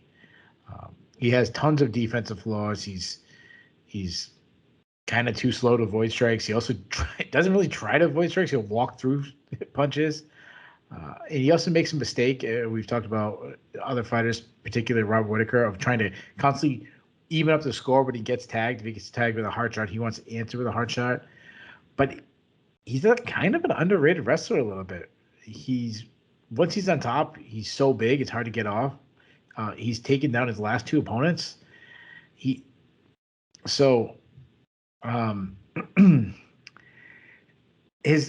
also a sub threat. He has 3 submissions on his record. Now move over to Baudot. Baudot is I'd say he's kind of high output. He's a herky jerky. You mentioned he's a brawler. He uses a lot of feints, but he has weird attacks, spinning attacks. He hates pressure. He needs space to do some weird stuff. hard leg kicks. He's not a great wrestler, but he does have some judo in his back pocket, and he likes to do some throws. But weak top control, weak takedown defense. He doesn't really sprawl. He looks more to switch. And as you mentioned, Tom Aspinall mounted him quickly when it hit the canvas. So, and then he got knocked out in back-to-back fights, which obviously is very concerning. I can't believe I'm doing this, but I'm taking Parker Porter to win his third straight fight in the UFC. You were picking him to land a big shot on the feet. I actually think it's going to be opposite. I think he's going to take him down. I think he's going to take him down. I think he's going to land hard to ground and pound. I think he's going to get a finish. I'm going to say he gets a finish. I'm going to say first round. I'll say first round TKO for Parker Porter. That brings us to the co-main event, a middleweight matchup between Jamie Pickett and Kyle Daukaus. This one made on fairly short notice, as Daukaus was originally scheduled to fight Julian Marquez, and Marquez withdrew with, I believe, an injury. Pickett steps in on fairly short notice and fairly short turnaround. Pickett, 33-year-old North Carolinian, is 13-6 overall. He is 2-2 in the UFC since joining as a veteran of the first, third, and fourth seasons of Dana White's Contender Series. After that third appearance on the Contender Series, he debuted in the UFC and promptly lost his first two fights against Stefan Nchukwi and Jordan Wright. He turned that around last October with a unanimous decision win over Laureano Staropoli, then fought in January, just 3-4 weeks ago, won a unanimous decision over Joseph Holmes at UFC on ESPN Cater versus Chikadze. He makes the short notice turnaround here to take on Daukaus. Daukaus, the 28-year-old Philadelphia native, is 10-2 with one no contest overall. He is 1-2 with one no contest since joining the UFC. He was a competitor on the third season of Dana White's Contender Series, was not immediately signed out of that after that fight, but made his way eventually. And again, 1-2 with one no contest. Most recently was that no contest. It was a matchup with Kevin Holland at UFC Fight Night, Santos versus Walker last October, that ended midway through the first round after an accidental clash of heads. Prior to that, he had lost a unanimous decision to Phil Hawes last May. Odds, we don't have any as of right now. There you go. However, Daukaus was around almost 2-1 favorite over Julian Marquez before Marquez dropped off the card. Considering Pickett is stepping up on short notice, I expect Daukaus will probably open as the favorite here once again, even though, he hasn't won a fight since 2020. But it'll be interesting to see what happens there. Keith, I mean, one, obviously, you probably didn't get to the point of doing any tape study for it, but how differently do you feel about this fight than you would have about a fight against Marquez? And how do you think this one goes? Man, I actually think the fight might be a little tougher than the original opponent. Now, again, we don't know what kind of shape Pickett will be in, but being that he just fought, he kind of seems like a guy that always is in shape. I actually think stylistically it might be a little tougher. Now, Daukaus is a guy that I've liked. I liked him on the Contender Series. I still like him moving forward. He's a southpaw. He's very technically sound, composed striker. He tends to stalk his opponents behind a busy jab, very accurate left hand. I love that he doesn't rush his attacks, though. He just touches and then explodes when there is an opening.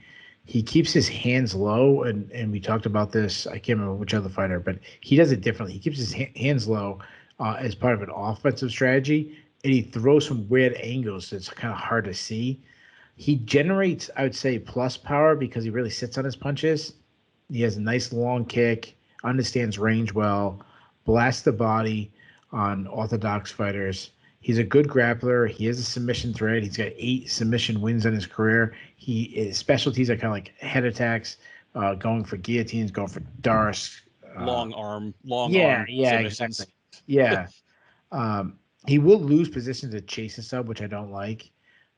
And the two other things I have against him is his get-up game. He'll play jiu-jitsu instead of trying to get back up. A good example is against Brendan Allen. He lost that fight because he lost to grappling. And he's been rocked in a lot of fights because he's faced really good competition for a guy who's, still somewhat new to the UFC. Now, moving on to Pickett. Last time we had Pickett, breaking down his fights, we talked about how inconsistent he is. But to his credit, the good Pickett has shown up a lot lately. He's got back-to-back wins. He's really picked up his output recently. He hasn't been hurt in a really long time. Over his last 2 fights, I'm still not sold that on his chin, being that he got absolutely crushed by Jordan Wright. But he's well-rounded. He can fight at a bull stance. His fast hands.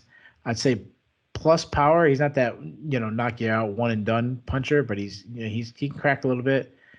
He fights best when he's pressing forward instead of being the one pressing back. Not much of a kicking game. He doesn't really check leg kicks, but he's a really underrated grappler. I mean, he's very physically strong. He's bigger for the weight class. He's gotten 2 takedowns in back-to-back fights that helps him win rounds. He's good chain wrestling attacks together. Good ground and pound. He's not a submission threat, and he does need to improve ground control. And if you put him on his back, he struggles to get back up.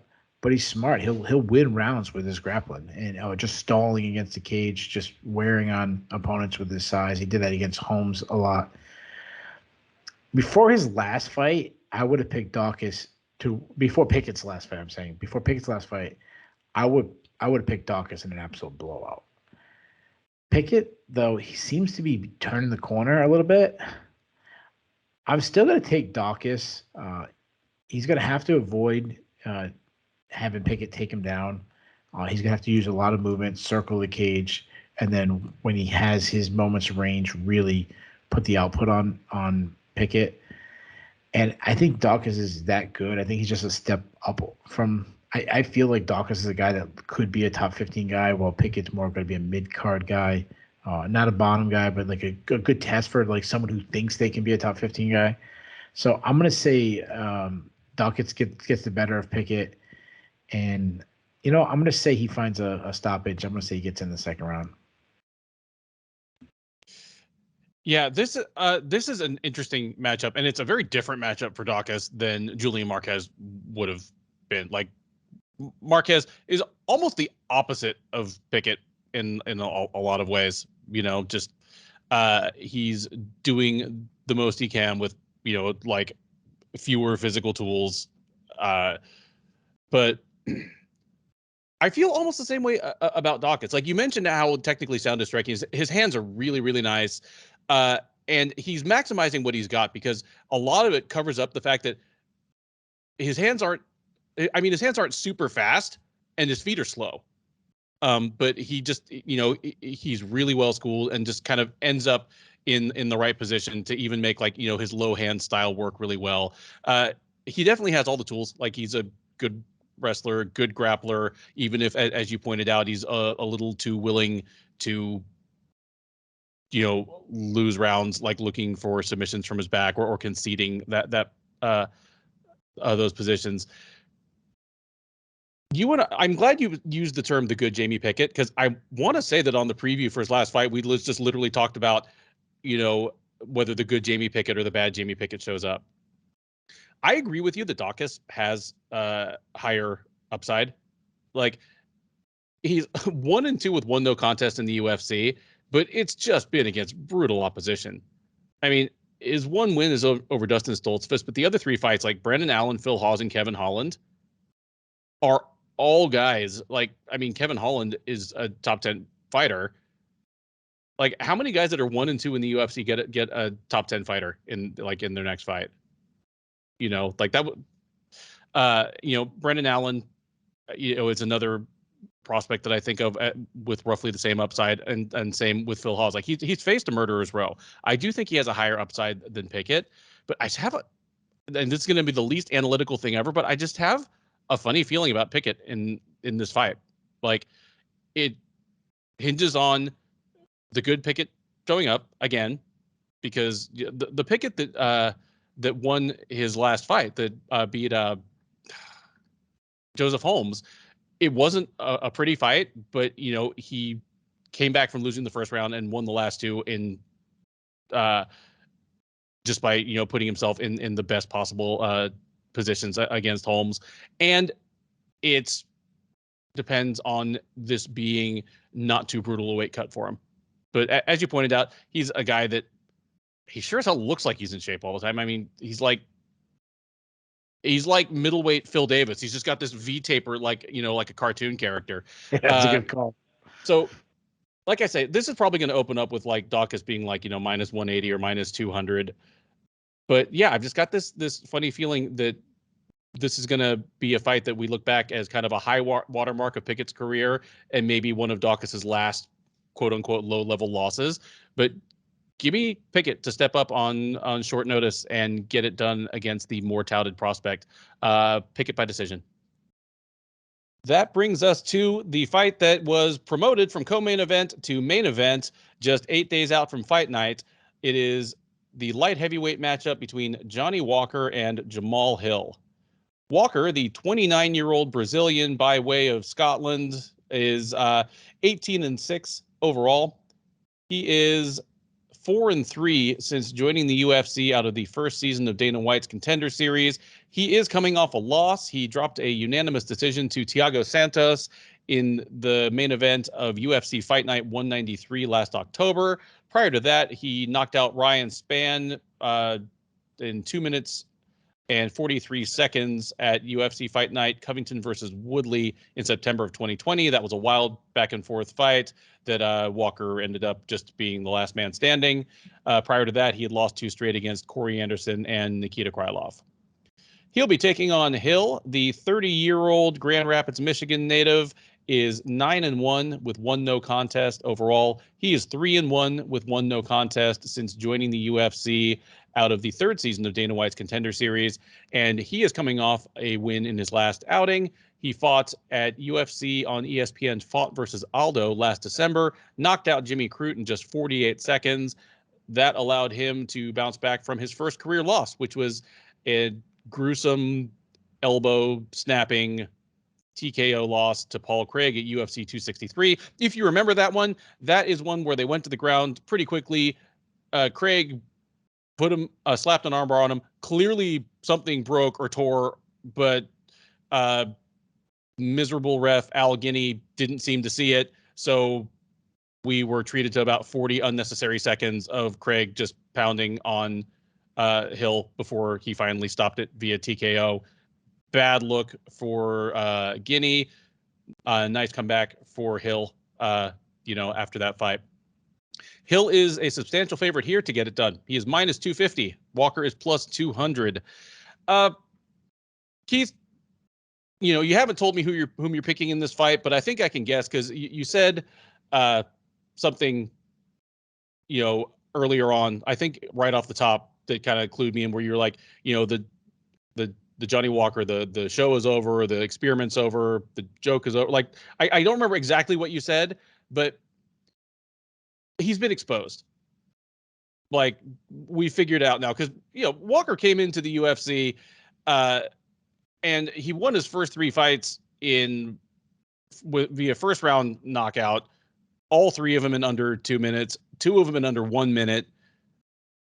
And Khalil Roundtree and Misha Serkinov were pretty good UFC light heavyweights, and he just completely blasted them. And it was with this wild, all spinning stuff all the time attack that, it was kind of like, light heavyweight Michel Pereira. Okay. Like a light heavyweight Michel Pereira. And was poised for stardom, obviously. It shouldn't matter, but it matters. He's got an easy to pronounce name and just this wild personality. He cuts a figure visually. He is the largest light heavyweight in the history of the sport. 6'5" and not skinny. He just looks like he weighs 240 pounds in the cage with his like little curly mohawk, all poised for stardom. And then he ran into actual top 10 light heavyweights, and it all came crashing down. Corey Anderson exposed that if you don't let yourself be distracted by all the madness, you can catch this guy in the feet. And, his defense was porous. Nikita Krylov proved that if you tuck your chin, you can take this guy down and you can keep him down. And since then, Thiago Santos just kind of outstruck him to a ho-hum victory. He beat Ryan Spann, but He could have been knocked out by Ryan Spann 15 seconds before that. It was a wild round. He was the last man standing, which is great for bonuses. It's not great if you're trying to string together enough wins to enter the top 10. So Johnny Walker is what he is. That one too, if you remember, with like that controversy of, like, that's as mad as I've ever seen Saif Saud. Yeah, 30 punches in the back of the head. Like, that's as bad as I've ever seen Saif Saud of Fortis MMA, and I think he had a point there. There were a lot of strikes to the back of the head, and Spann went from hurt to rocked to done. Because of those, like they were fight-changing illegal blows. But we're talking about a guy who separated his own shoulder doing the worm after a fight. Like he's danger to himself and to everyone else. A lot of fun, but again, the top 10 upside hasn't been shown to be there. It's not like Pereira, who has kind of attenuated the madness and has just turned into an exciting kickboxer who can actually beat top 10 fighters. Like there's no sign of that coming from Johnny Walker yet. Meanwhile, Jamahal Hill, I still think he's got all the upside in the world. And there are flaws in his game, and there are obvious paths to beat him right now. But I don't see Walker taking advantage of any of them. What Jamahal Hill is right now is he's a tall, lanky, rangy kickboxer with, like, he's got that surprising skinny man power. Like, it doesn't look like he's throwing hard. He doesn't look like a huge jacked guy. I mean, he's going to look a full weight class smaller than Walker, even though he's like a 6'4" guy, with like probably a 76-inch wingspan. But you can tell that everything he throws hurts, and he has lamped some people with, with like single strikes. Like Oben St. Preux and Jimmy Crute both, like it says KO punches, but the first one that landed, like the ball was already rolling downhill. But a lot of rangy, tall kickboxers don't like being put on the back foot and don't do well that way. Some of them get over it. Some never do. We don't know yet. Like most guys that tall and that leggy that like to kick are susceptible to the takedown. He can be taken down. Like Paul Craig dragged him to the ground and broke his arm in like 90 seconds. Those are things that Johnny Walker is not going to do. I mean, it's not a Tai Tuivasa weekend, but if Johnny Walker comes out and like shoots a sweet double leg on Hill and starts, trying to advance to mount, I will do a shoey on the post-fight show. And while Walker definitely comes forward, but he comes forward like a spinning top. He doesn't come forward in a way that like pressures his opponents, in like a footwork sense. He's not using footwork and feints to like get you in a reactive mode and get you moving backwards. He's just coming forward throwing like spinning stuff. And Corey Anderson showed, well, if you figure it out, you can hit him while he's doing that. I think that's what's more likely here. It'll probably be a real entertaining fight for as long as it goes. But I think Hill might be like a little hesitant in the beginning when the madness starts, but I think he's going to figure it out quickly, because for a guy with a relatively short MMA record, he's already pretty poised on the feet. Like, he doesn't like being put on the back foot, but he doesn't panic. Like, it's not like all the wheels fall off his wagon. I think he's going to start piecing Walker up early. And I mean, if Walker plays against form and maybe starts just trying to clinch and make Hill wear his weight and start bringing it into the phone booth, we might get a long fight, but I still favor Hill in that. But if Walker just comes out and does the Walker thing, I think Hill's going to knock him out, and I think he's going to do it pretty quickly. Give me Hill by a knockout, probably late in the first round. Yeah, wow. So you said that you do a shoey. If Johnny Walker pulls up some crazy submission, you got to hit a shot at Johnny Walker. That's what you got to do. I'll pour a shoe full of Johnny Walker, and that'll be the end of the post-fight show. I'll just fall out. We'll have a lot of fun. We'll have a lot of fun. Ben might be out of a job, but other than that,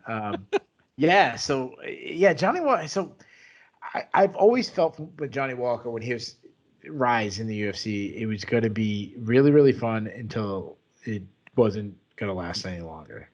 How many fights was that going to be? I don't know, but obviously, I feel at this point that's the case. Like, is he still dangerous? Of course. He's a great athlete. He's extremely explosive. He's got huge power, but he's a wild man, and that there is a ceiling to that. And top 5 in the division isn't that ceiling. Does that mean I'm ever gonna not watch Johnny Walker fight? Of course not. I mean, I love that he does these crazy attacks. And you never know what's gonna happen. I love the spinning attacks. I love the flying knees. But there's a lot of major concern. The biggest concern is his chin. He's been cracked. I mean, Corey Anderson put him out. I would say that knockout is aged a lot better based on what Corey Anderson is doing than it did at that time. And obviously, Corey Anderson was considered a top 5 guy, but he wasn't known for his punching power. Yeah. Ryan Spann, as you mentioned, hurt him multiple times and almost knocked him out. And then Thiago Santos hurt him a little bit. It was a little bit of ho-hum, but he landed some shots. So those are obviously concerning. His grappling is a little concerning. Now he stops takedowns very similar to the Travis Brown elbows. Sure, when he gets to land like 10 hammer fists to the back of Ryan Spann's head, that helps too. But if he's on top, he's got these big arms. You talk about him just being so big. He's long. His arms are long, so he'll land. Like you could wrap a guard on him, he can still land on your chin with some really mean ground pound. But his takedown defense is really weak. I mean, we saw that in previous fights. And then his gas tank is an issue. We saw that in the Nikita Krylov fight. Now, the argument is, well, he went 25 minutes against Thiago Santos, but that was a much slowed down pace for both fighters. I think both fighters were a little gun shy based on each other's power. I mean, Thiago Santos, we remember, especially in his prime, I don't know if we're still in his prime, but he was one of the scariest knockout guys of all time. And then obviously Johnny Walker. And I think because, Johnny Walker's never fought a 25-minute fight in the UFC, he had to slow down the pace, make sure he could make it all the way through. Let me throw in real quick. It's kind of funny that you mentioned the Krylov fight because a couple years before that, Krylov was the guy who was wild and entertaining. That's right. But too wild and had a terrible gas tank. Yeah. Now he gets out grappled and worn out by a guy like that. It's kind of ironic. Hill's a southpaw. You mentioned long and lengthy fighter. He's really sharp offensive striker. Very accurate. You mentioned that skinny man knockout power. Kind of like when James Vick suddenly had this knockout. Now there's a lot. Sure, that statement doesn't age too well, but there was a time where James Vick had this knockout power. He works behind a stiff jab. His straight right down the pipe is very accurate. I like that he goes to the body, long range, keep kicks, step in knees. I love. A lot of kicks to the body. He has some serious defensive holes, though. He keeps his chin high in the air. He keeps his head on the center line. He has been rocked in the past with pulling his head straight back, but he didn't lose. I love that he initiates the clinch when his opponent crashes the pocket. So you want to get in this range. Okay, I'm going to put you on the defense with this clinch, throwing up my knees. He will look for a takedown, though. He's not extremely one-dimensional. I actually don't think he gets enough credit for his grappling, though in fairness, he isn't much of a wrestler, and his takedown defense is bad. I mean, you go back to the Stoisic fight where he got taken down 6 times in the matchup. But to his credit, he kept working, and he showed he was hard to hold down. He threw up submission taps off his back, using those long legs. And he hasn't shown any gas tank issues so far in the UFC. But obviously, you said this is a 25-minute fight now, and it's a 25-minute fight on a week's notice. So his prediction goes, despite going 25 minutes in the past with Johnny Walker, I actually think the adding 2 rounds might actually favor Hill, who hasn't gone 25, but he's not known for gassing either. We're in agreement on this one. I really think this is a passing of the torch moment. Walker's going to have not the punching power advantage, but just the raw craziness, haymakers, something happening, unpredictability power, and he's obviously going to have just the unpredictable. If there's a spinning back fist knockout, it'll be Walker landing the shot. However, Hill is just so much sharper. As you mentioned, you talked about Corey Anderson just staying composed in the wildness and just picking apart shots from distance. That's what I see Hill doing. I think Walker runs if he fights. It is. As crazy as it says, we talk about all the negatives, all this craziness. I think that's really the only way he could fight Hill. Because if he fights him like he did Thiago Santos and he fights a slower outside kickboxing matchup, he's going to lose easily. He's going to have to try the craziness and overwhelming power. But I think he's gonna run into a big shot, and I think Hill's going to put him out. And I'm also taking Hill by late first round knockout. All right. So I got to ask you one more completely off topic question. Well, it's not completely off topic, but this discussion made me think about it. So Corey Anderson, if he beats Vadim Nemkov, I think it's next month to win the Bellator light heavyweight title, he'll be the Bellator light heavyweight champ. He will be 1-0 against the UFC light heavyweight champ and 1-1 against the previous UFC light heavyweight champ. Yeah. Is Corey Anderson the best light heavyweight in the world if he wins that fight against Nemkov? Depends how he wins. If he wins in a spectacular fashion, like he's did to so far his run into the Grand Prix, yes. Like if he lamps him or just like pitches a no-hitter where basically wipes him for 5 rounds, Yeah, he drops a 25. He drops a dominant 25. He's beating him up on the feet, gets some takedowns. He is, or if he just lamps him in the first round, some big shot. Yeah, I think he is. But now let me flip that question. What if Nemkov does it to him? A little look behind the curtain, and if you're watching this right now, then you're probably used to this kind of thing from us. But a little look behind the curtain, like the rankings, the Sherdog rankings. They're a debate every week. There are 10 or 12 people who are part of the discussion, but Keith and I are two of the more active ones. Yeah, I'm looking for an excuse to move Vadim Nemkov up further up the rankings because I think on skill, he is probably one of the 3 best light heavyweights in the world right now. He just needs like some wins that can justify that. Corey Anderson is it. I might move for like Nemkov at number 1 if he beats Corey Anderson. Yeah, so I would say, so there's probably, like you said, there's probably 12 of us on it, but there's really about 6 or 7 guys who are really active. Yeah. You, me, Jay Petrie, Mike Fridley is the guy who leads. Tristan Critchfield, who writes them. Yeah. Yeah.